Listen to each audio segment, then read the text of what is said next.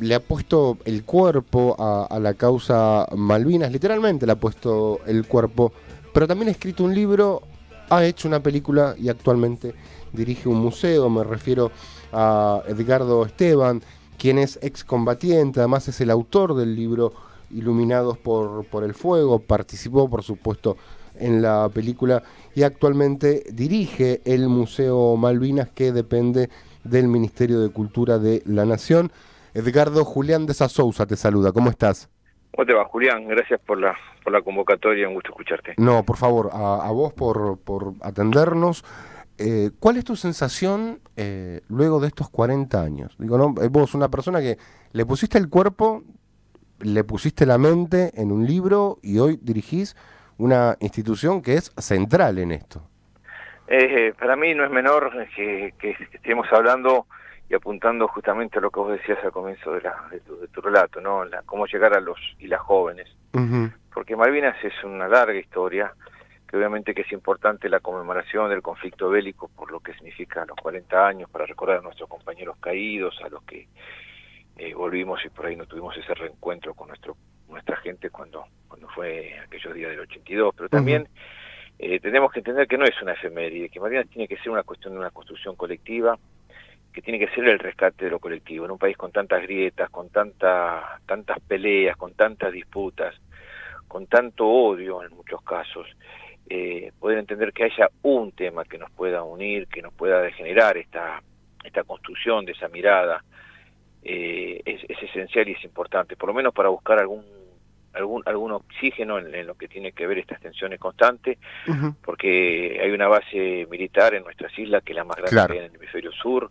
porque los británicos están construyendo un puerto de aguas profundas mirando hacia el futuro, en lo que quieren ellos hacer el imperio británico antártico, y Ujú. entonces tienen Australia y Nueva Zelanda del otro lado mirando con mucha atención lo que pase particularmente con la mayor reserva de agua potable del planeta, porque cuando hablamos de un futuro y pensamos en nuestros hijos, decimos que se depredaron con la pesca del calamar por parte de barcos de todo el mundo que pagan regalías pesqueras por 187.000 millones de dólares desde el año 83 hasta el año pasado.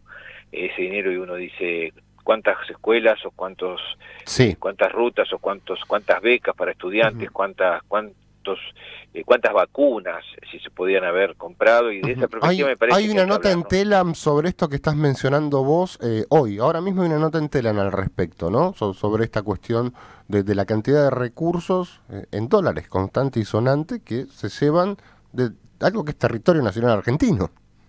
Es nuestro territorio, porque aparte cuando fue el conflicto bélico, era una zona de exclusión, Ujú. y después ellos fueron ampliando a Georgia, hacia Sandwich, y ya están mirando hacia el sur. Es decir, el avance es constante. Ellos tienen y hablan de una superficie que es 10 veces mayor a las propias islas británicas, más de 2 millones, casi 2.400.000 kilómetros cuadrados con el mar Antártico, y las Islas Malvinas son 11.410 kilómetros. Entonces hay una superposición de causas desde Más una mirada joven, más colonialista, y que no corresponde, y tenemos que trabajar para fortalecer justamente la construcción, no solamente del relato, de las efemérides, del amor, de la pertenencia, sino también cuestiones de Estado, para que podamos entender que más allá de los reclamos de diálogo que hay que trabajar por la paz, también es bueno que se desarrolle una política de Estado con relación a nuestro mar austral, a la pesca, a lo que Ujú. tenga que ver el desarrollo científico, a conocer un poco más este mar, que es el doble de la superficie continental, Sí. y que poco se habla y poco se hace, ¿no? Ujú. Vivimos medio como de espaldas al mar los argentinos, digo, no ahora, digo, de hace muchísimo tiempo. Para nosotros la Argentina es adentro, es Sí.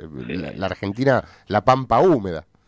Y bueno, nos fue bien en eso, tenemos hasta con nuestra carne, con nuestra, es decir,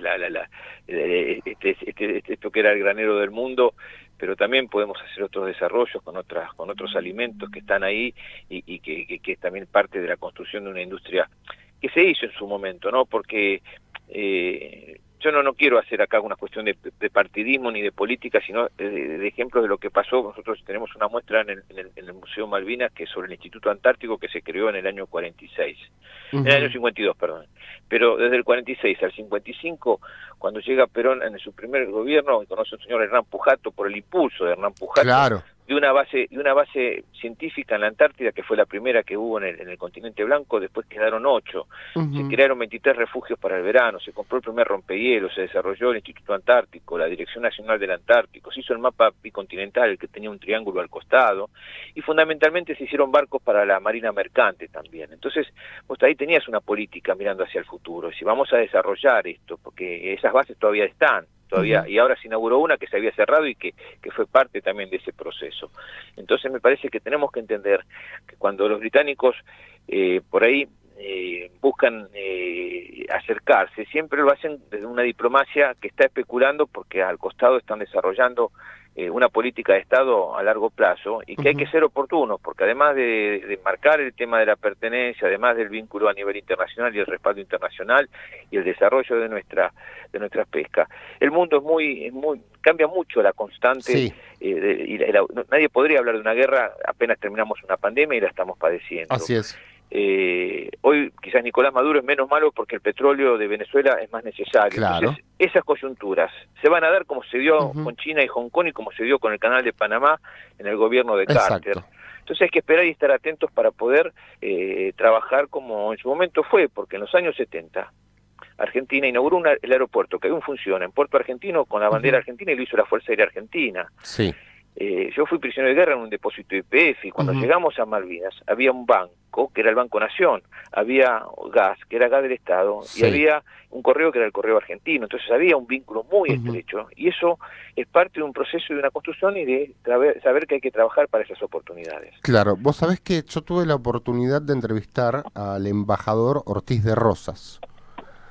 Ya falleció, ¿no? Sí. Y él contaba cómo Perón prácticamente tenía solucionado ya el tema de la soberanía de Malvinas, que los ingleses ya les estaba generando demasiado lío, les estaba saliendo muy cara, y bueno, después lamentablemente Perón muere, y luego pasó todo lo que exactamente, lo que año 74. Exacto, así es. Y nosotros tenemos el documento en el museo que habla sobre ese acuerdo, que era por 20 años, como una especie de transición con las dos banderas, y un poco como fue esa construcción de cómo es Hong Kong, y estaba como por eso todo ese desarrollo que fue desde el año 71 con la gobernación de Campos en Tierra del Fuego, y después, bueno, empezó con el gobierno de Lanusse, pero que siguió después activamente con el gobierno de Perón, que fue ese vínculo que los Kerpes atendían en el Hospital Británico de Constitución, veraneaban en Cariló, vinieron a cubrir el Mundial, hasta el Mundial de Fútbol, y hoy todavía el más antiargentino, el que más nos odia, que se llama Patrick Watts,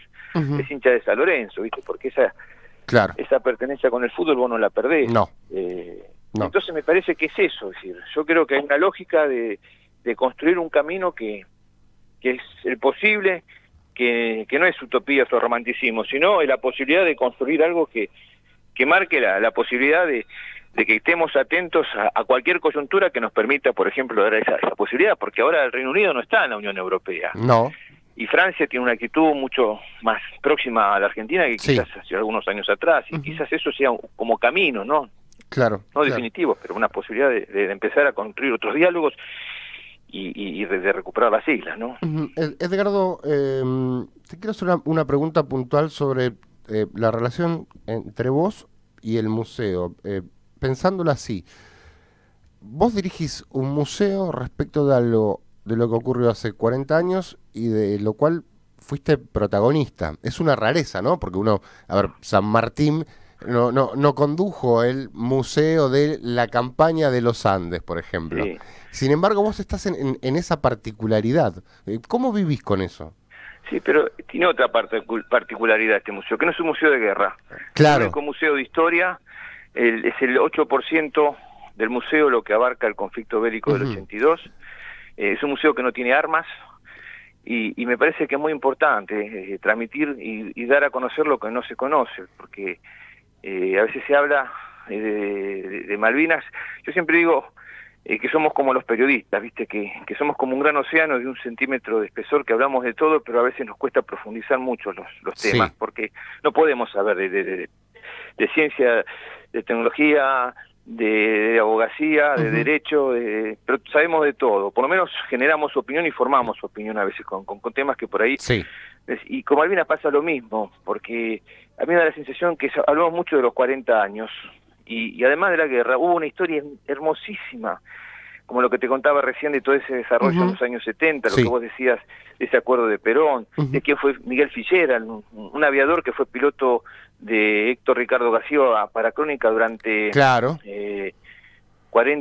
20 años, y que se fue solito a leer una proclama con un Cessna que decían que era de Crónica, lo que hicieron los Condres, que había una población, es decir, pocos conocen que había una población de 150 personas previo a la usurpación, y que nació una ciudadana que murió en San Isidro, que se llamaba Matilde Malvinas Bernet, y que había hasta un piano y había una biblioteca previo a eso.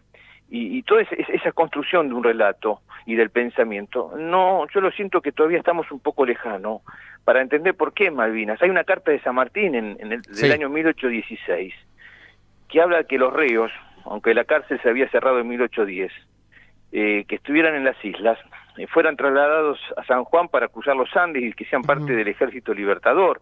Entonces me parece que esas historias sería bueno un poco también transmitirlas para que entiendan por qué Malvinas nos pertenece y por qué es territorio argentino. Claro, y no quedarnos en la guerra, ¿no? Incluso hay un texto de José Hernández que UPCN medio rescata y vuelve a imprimir sobre Malvinas también, digo. Como claramente hermoso decís vos, texto, claramente decís vos, Malvinas no es solamente la guerra. Sí, y de Paul Clusac y de Scalabrini Ortiz, y de Alfredo Palacio. Alfredo Palacio fue el primer legislador, que presenta un proyecto sobre Malvinas en el Congreso. Entonces me parece que eso hay que conocer y trabajar, ¿no? Perfecto. Esteban, me están apurando porque tenemos justo la tanda. Disculpa por la pasión, ¿no? No, por favor, si es por mí, te invito al piso y estamos las 2 horas charlando, porque me parece muy interesante esto que marcás, ¿no? Está todo bien con los 40 años, pero Malvinas no es solamente la guerra. Es algo mucho más importante que la guerra. Y te lo dice un excombatiente, ¿no? Claro, tal cual. Y me gustaría que profundizar en ese concepto en otra oportunidad. Sí, yo creo que hay que trabajar mucho para los jóvenes, ¿no? Estamos ahora inaugurando que fue mi obsesión y se logró para este 2 de abril, que es la realidad ampliada, con una máscara 3D, van a poder entrar en un salón y caminar por las Islas Malvinas, por la turba malvinera, sentir el viento, el levantar objetos. Es una experiencia que te digo que cuando la puedas hacer es increíble, porque estás en las Islas Malvinas, y eso hay que darle para que también los jóvenes puedan con la nueva tecnología ser parte también de esa construcción de historia, ¿no? Perfecto. Edgardo, ha sido un verdadero placer conversar con vos. Igualmente, un gran abrazo. Un abrazo enorme. Hasta pronto. Edgardo Esteban, excombatiente de Malvinas, autor del libro Iluminados por el Fuego, sobre el que después se hizo la película homónima, y director del Museo Malvinas, que depende del Ministerio de Cultura de la Nación. Estado Joven, el programa de las trabajadoras y trabajadores estatales.